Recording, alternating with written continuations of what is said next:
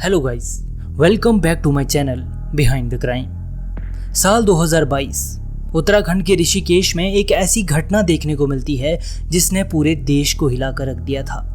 19 साल की एक लड़की जो कि एक रिजॉर्ट में एज अ रिसेप्शनिस्ट काम करती थी, वो अचानक से गायब हो जाती है। जम्मू में बैठा उसका एक दोस्त और उसके घर वाले कई बार उसका फ़ोन भी ट्राई करते हैं, लेकिन उसका फ़ोन बंद आ रहा था।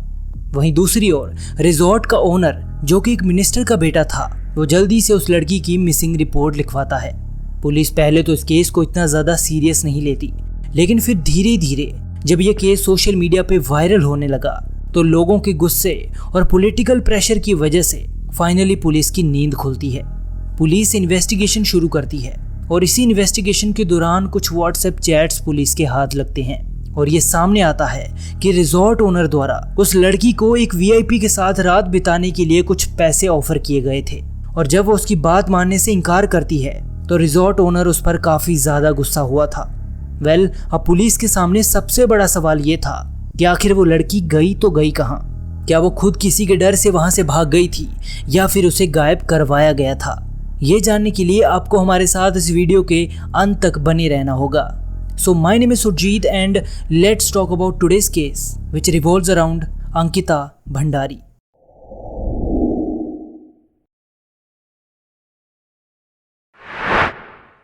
11 नवंबर 2003 उत्तराखंड के पौड़ी गढ़वाल डिस्ट्रिक्ट के एक छोटे से गांव दोबश्रीकोट में अंकिता नाम की एक लड़की का जन्म होता है। अंकिता के फादर वीरेंद्र सिंह एक सिक्योरिटी गार्ड की जॉब करते थे और उसकी मां सोनी देवी एक आंगनवाड़ी वर्कर थी। अंकिता के अलावा उनका एक बड़ा बेटा भी था और हर माँ बाप की तरह वो दोनों भी यही चाहते थे कि उनके बच्चे पढ़ लिख कर अपने पैरों पर खड़े हो जाएं। अंकिता बचपन से ही काफी सिंपल और एक शरीफ लड़की थी और साथ ही वो पढ़ाई में भी काफी अच्छा कर रही थी। घर में लिमिटेड रिसोर्सेज होने के बावजूद 12th में उसके 88% मार्क्स आए थे, जो कि गाँव में रहने वाले एक बच्चे के लिए काफी अच्छे मार्क्स माने जाते हैं। उसके रिजल्ट से उसके माँ बाप दोनों बहुत खुश थे। उन्हें अंकिता को देखकर प्राउड फील होता था और उन्हें यकीन था कि उनके दोनों बच्चे उन्हें गरीबी से निकालकर एक बेहतर लाइफ प्रोवाइड करेंगे। खैर, इसके बाद अंकिता 2021 में देहरादून के श्रीराम इंस्टीट्यूट में होटल मैनेजमेंट का 1 साल का कोर्स ज्वाइन करती है। उसे कॉलेज जाते अभी कुछ महीने ही हुए थे कि उसके फादर वीरेंद्र जी की जॉब चली जाती है और पैसों की तंगी की वजह से उसे ना चाहते हुए भी होटल मैनेजमेंट का कोर्स छोड़ना पड़ा। जिसके बाद अंकिता डिसाइड करती है कि वो इस मुश्किल घड़ी में अपनी फैमिली को फाइनेंशियली सपोर्ट करेगी।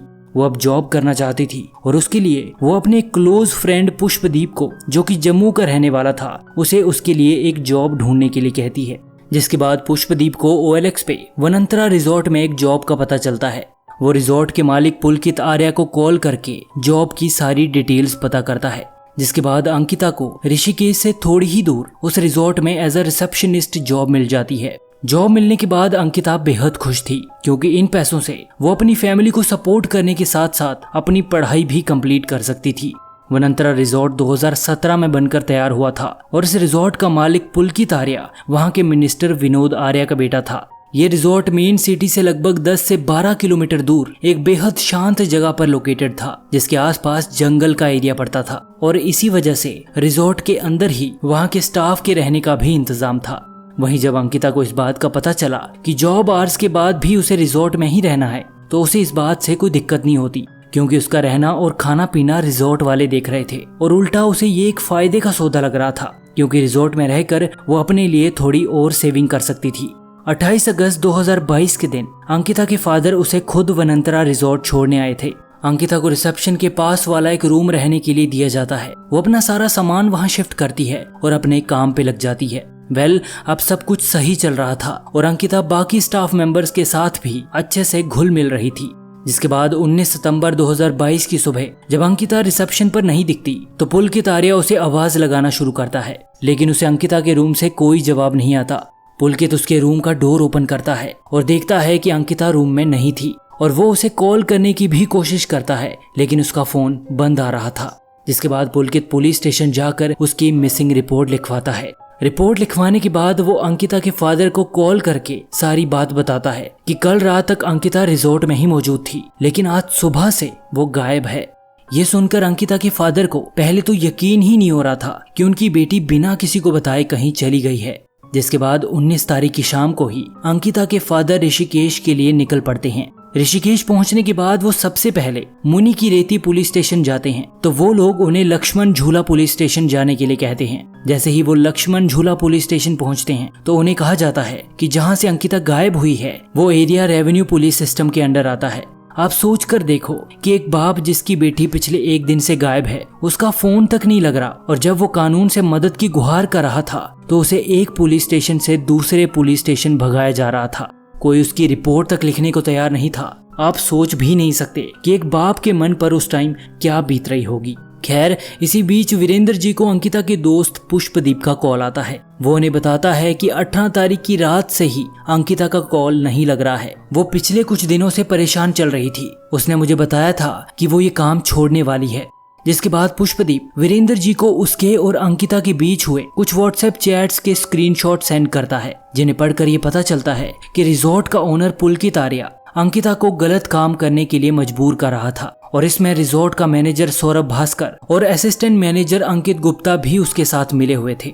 यहाँ तक कि पुलकित ने एक बार ड्रिंक करके उसे जबरदस्ती किस करने की भी कोशिश करी थी, और जब वो उसमें कामयाब नहीं हो पाया तो उसने एक मेल स्टाफ पर उस चीज का गुस्सा निकाला था। इन चैट्स को पढ़कर यह भी पता चलता है कि अंकिता को वहां सेफ फील नहीं होता था, क्योंकि एक बार अंकित गुप्ता ने उसे एक वीआईपी गेस्ट को एक्स्ट्रा सर्विस देने के लिए कहा था, और जब आगे से अंकिता गुस्से में उसे सुनाने लगी तो उसने बात को बदलते हुए उससे कहा कि मैं तुम्हें ये सब करने के लिए नहीं कह रहा हूँ, मैं तो बस तुमसे पूछ रहा हूँ क्या तुम्हारी नजर में कोई ऐसी लड़की है जो हमारे गेस्ट के साथ रात बिता सके, क्योंकि वो लोग इसके 10,000 रुपए दे रहे हैं। ये सुनने के बाद अंकिता ने उससे साफ शब्दों में कहा था कि मैं गरीब जरूर हूँ, लेकिन मैं उन लड़कियों में से नहीं हूँ जो चंद पैसों के लिए गलत काम करने के लिए तैयार हो जाती हैं। इस चीज को लेकर पुलकित की तरफ से उस पर बार बार प्रेशर बनाया जा रहा था कि अगर तुमने हमारी बात नहीं मानी तो तुम्हें इस जॉब से निकाल दिया जाएगा। अंकिता को जॉब छोड़ना भले मंजूर था, लेकिन उसे अपनी इज्जत के साथ समझौता करना बिल्कुल भी मंजूर नहीं था, और इसीलिए उसने आयुष नाम के अपने एक फ्रेंड को मैसेज करके उसके लिए कोई दूसरी जॉब ढूंढने के लिए भी कहा था। ये पता चलने के बाद वीरेंद्र जी सीधा रेवेन्यू पुलिस स्टेशन पहुंचते हैं, जहां उन्हें पता चलता है कि वहां का पटवारी वैभव प्रताप छुट्टी पर है, और इससे पहले रिजॉर्ट ओनर पुलकित आर्या ने जो रिपोर्ट लिखवाई थी उस पर कोई एक्शन लेने के बजाय पटवारी महोदय अपनी छुट्टियां एंजॉय कर रहे थे। जिसके बाद उन्हें एक दूसरे पटवारी विवेक कुमार के पास जाने के लिए कहा गया, लेकिन जब वीरेंद्र जी पटवारी विवेक कुमार के ऑफिस पहुंचे तो उन्हें थोड़ी देर वेट करने के लिए कहा जाता है। 2 से 2.5 घंटे वेट करने के बाद भी जब उन्हें अंदर नहीं बुलाया गया तो वो जबरदस्ती ऑफिस के अंदर घुस जाते हैं, जहां वो देखते हैं कि रिजॉर्ट ओनर पुलकित आर्या अपने फादर विनोद आर्या, अपनी wife Swati, hotel manager Saurabh और असिस्टेंट मैनेजर अंकित के साथ पहले से ही वहां पर मौजूद था। वीरेंद्र जी पटवारी से रिक्वेस्ट करते हैं कि उनकी बेटी की मिसिंग रिपोर्ट लिखी जाए, लेकिन आगे से पटवारी उन्हें कहता है कि मेरे पास पुलकित आर्या की फाइल की हुई रिपोर्ट पहले से ही मौजूद है, इसलिए एक और रिपोर्ट लिखने की कोई जरूरत नहीं है, और ये कहकर वो रिपोर्ट लिखने से इनकार कर देता है। जिसके बाद वीरेंद्र जी पटवारी विवेक कुमार और पुलकित आर्या के साथ वनंतरा रिजॉर्ट पहुंचते हैं। वहां पहुंचकर जब वो सीसीटीवी फुटेज चेक करने की डिमांड करते हैं तो पुलकित आर्या उनसे कहता है कि रिजॉर्ट का एक भी कैमरा काम नहीं कर रहा है, इसलिए हमारे पास पिछले 3 महीनों की कोई भी फुटेज मौजूद नहीं है। ये सुनकर वीरेंद्र जी समझ चुके थे कि पुलकित आर्या उनसे झूठ कह रहा है। जिसके बाद वो थक हार कर वहाँ की विधानसभा अध्यक्ष रितु खंडूरी जी के पास पहुँचते हैं, और वहाँ से सीधा डीएम को कॉल किया जाता है। फाइनली 4 दिन बाद जाकर 22 सितंबर के दिन डीएम के कहने पर उनकी रिपोर्ट लिखी जाती है। इसके बाद जब इस केस के बारे में लोगों को पता चला और सोशल मीडिया पे इसकी बातें होने लगी, तब जाकर पुलिस की नींद खुलती है और इस केस की इन्वेस्टिगेशन शुरू की जाती है। इसके बाद पुलिस वनंतरा रिजॉर्ट पहुंचकर वहां के स्टाफ से पूछताछ करती है, और वहां का सारा स्टाफ पुलकित आर्या के खिलाफ बयान देता है। स्टाफ के अकॉर्डिंग 18 तारीख के दिन पुलकित और अंकिता के बीच किसी बात को लेकर बहस हुई थी, और अंकिता अपना सामान पैक करके रिजॉर्ट छोड़ने को तैयार थी। जिसके बाद पुलकित, सौरभ और अंकित ने उसे किसी तरह मना लिया था, और उसका मूड ठीक करने के लिए वो लोग उसे बाहर घुमाने ले गए थे। लेकिन जब वो लोग वापस रिजॉर्ट पहुंचे तो अंकिता उनके साथ नहीं थी। वो इस तरह से प्रिटेंड कर रहे थे कि अंकिता अपने रूम में सो रही है, वो थोड़ी अपसेट है और उसे तंग ना किया जाए। इस बात को साबित करने के लिए अंकित गुप्ता रात को अंकिता के लिए उसके रूम में खाना भी लेकर गया था, जो कि इससे पहले कभी नहीं हुआ था, ताकि सबको यही लगे कि अंकिता अपने रूम में ही मौजूद है। साथ ही पुलिस को वो लोग ये भी बताते हैं कि इस रिजॉर्ट में पुलकित आर्या अक्सर लड़कियां बुलाकर उनसे इलीगल काम भी करवाता था। इसके बाद पुलिस अंकिता के फ्रेंड पुष्पदीप से भी पूछताछ करती है, तो वो बताता है कि 18 तारीख की रात को करीब 8:30 बजे उसकी अंकिता से लास्ट टाइम बात हुई थी और उसके बाद से उसका फोन बंद आ रहा था। जिसके बाद मैंने पुलकित आर्या को भी कॉल किया था और उसने मुझसे झूठ कहा कि अंकिता उस रात रिजॉर्ट में ही मौजूद थी और अगली सुबह वो बिना किसी को बताए वहां से चली गई थी। जिसके बाद पुलकित आर्या और उसके दोनों साथियों को अरेस्ट कर लिया जाता है। लोगों के अंदर उनके लिए इतना ज्यादा गुस्सा भरा हुआ था कि उन्होंने पुलिस की गाड़ी को चारों तरफ से घेर कर तीनों आरोपियों को इतना पीटा कि उनके कपड़े तक फाड़ दिए गए थे और वो तीनों रोते हुए लोगों से अपनी जान की भीख मांग रहे थे। पुलकित आर्या के अरेस्ट के तुरंत बाद वहां की सिटिंग एमएलए और डीएम के ऑर्डर पर वनंतरा रिजॉर्ट को डिमोलिश कर दिया गया, जिससे लोग और ज्यादा भड़क गए थे और उन्हें इस बात का शक था कि अचानक से रिजॉर्ट को तोड़कर पुलिस सबूत मिटाने की कोशिश कर रही है। खैर, इसके बाद जब पुलकित, अंकित और सौरभ से पूछताछ करी गई तो ये पता चलता है कि 18 तारीख के दिन पुलकित और अंकिता के बीच एक्स्ट्रा सर्विस वाली बात को लेकर झगड़ा हुआ था और ये बात रिजॉर्ट के 1-2 स्टाफ ने भी नोटिस करी थी कि उस दिन जब अंकिता रोते हुए अपने एक फ्रेंड आयुष को कॉल करके उसे वहां से ले जाने के लिए कह रही थी, तभी पुलकित वहां आता है, उससे उसका फोन छीनता है और उसका मुंह दबाकर वो उसे उसके रूम में ले जाता है। ये सब होने के बाद अंकिता डिसाइड कर चुकी थी कि वो अब यहाँ 1 मिनट भी रुकने नहीं वाली। जिसके बाद वो रिजॉर्ट में ही काम करने वाले करण नाम के एक लड़के को कॉल करती है और रोते हुए उसे कहती है कि मैं यहाँ और नहीं रह सकती, प्लीज मेरा सामान बाहर तक पहुँचा दो। उस वक्त करण वहां मौजूद नहीं था, इसलिए वो रिजॉर्ट में ही मौजूद अपने एक साथी चंद्र को अंकिता के पास जाने के लिए कहता है। जैसे ही चंद्र अंकिता के पास पहुंचा तो वो देखता है कि अंकिता काफी ज्यादा डरी हुई थी और जब वो उससे पूछता है कि क्या तुम्हें कोई हेल्प चाहिए तो अंकिता उसे कुछ भी नहीं कहती, वो बिल्कुल चुपचाप वहां पर खड़ी थी। इतने में रिजॉर्ट मैनेजर सौरभ भास्कर वहां आकर चंद्र को वहां से जाने के लिए कहता है। इसके बाद शाम के करीब 7 बजे अंकिता पुष्पदीप को कॉल करके बताती है कि पुलकित ने उसके साथ बदसलूकी करी है, उसका फोन और बैग भी उससे छीना गया और यहाँ तक कि उसने उसका मुंह भी दबाया था। उसने पुष्पदीप से कहा कि पूरी बात वो उसे बाद में बताएगी और इतना कहकर उसने फोन काट दिया था।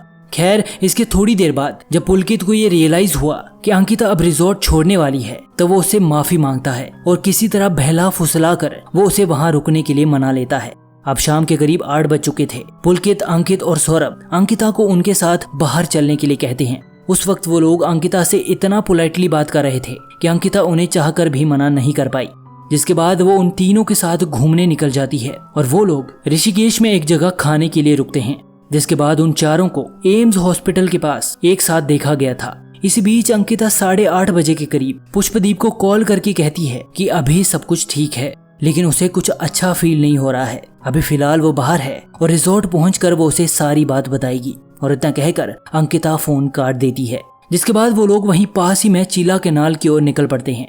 इसके थोड़ी देर बाद वो तीनों कैनाल के साइड पर एक जगह गाड़ी रोक कर ड्रिंक करने लगते हैं। ये चीज अंकिता को बिल्कुल भी पसंद नहीं आ रही थी और वो उन्हें वापस रिजॉर्ट चलने के लिए कहती है। तभी किसी बात को लेकर पुलकित और अंकिता में बहस होने लगती है और इसी बात से गुस्से में आकर पुलकित अंकिता को पानी से भरी नहर में धक्का दे देता है। अंकिता को तैरना नहीं आता था और वो उन तीनों से उसकी मदद करने के लिए कह रही थी। पुलकित और उसके दोनों साथी अगर चाहते तो वो उस वक्त अंकिता को बचा सकते थे, लेकिन उन्होंने ऐसा नहीं किया और देखते ही देखते अंकिता पूरी तरह से नहर में डूब चुकी थी। जैसे ही पुलिस को ये पता चला कि उन्होंने अंकिता को चीला नहर में फेंका है तो पुलिस की एक टीम जल्दी से अंकिता की बॉडी को वहां से रिकवर करने के लिए निकल जाती है। लेकिन बारिश की वजह से कैनाल का वाटर लेवल काफी ज्यादा बढ़ चुका था, जिसके बाद उसके अंदर मौजूद पानी को कम किया जाता है और जिस जगह अंकिता को धक्का दिया गया था वहां से 8 किलोमीटर दूर उस कैनाल के गेट्स पर जाकर एक लड़की की बॉडी अटकी हुई मिलती है और वो बॉडी किसी और की नहीं बल्कि अंकिता भंडारी की ही थी। जिसके बाद बॉडी को पोस्टमार्टम के लिए भेज दिया जाता है और रिपोर्ट में ये सामने आता है कि अंकिता की मौत पानी में डूबने की वजह से हुई थी। उसकी बॉडी पर कई जगह चोट के भी निशान मौजूद थे, लेकिन डॉक्टर्स को उसकी बॉडी पर ऐसा कोई सबूत नहीं मिलता जिससे ये कहा जा सके कि अंकिता को नहर में धक्का देने से पहले उसके साथ कोई गलत हरकत करी गई थी। लेकिन डॉक्टर्स ने इस चीज को कभी नकारा भी नहीं और रिपोर्ट में उन्होंने लिखा था कि इस चीज की पूरी पॉसिबिलिटी है कि अंकिता के साथ उस रात जबरदस्ती करी गई हो। आपको बता दूं कि अंकिता की बॉडी पूरे 6 दिन बाद रिकवर करी गई थी और उसकी हालत इतनी ज्यादा खराब हो चुकी थी कि डॉक्टर्स के लिए ये पता लगाना नेक्स्ट टू इम्पॉसिबल था कि उसके साथ उस रात कुछ गलत हुआ था।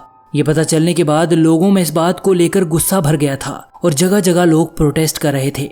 जिसके बाद पुलकित आर्या के फादर विनोद आर्या को उनकी पार्टी से भी निकाल दिया गया। लेकिन इसके बावजूद लोगों का गुस्सा शांत नहीं हो रहा था और वो चाहते थे कि अंकिता के कातिलों को कड़ी से कड़ी सजा दी जाए।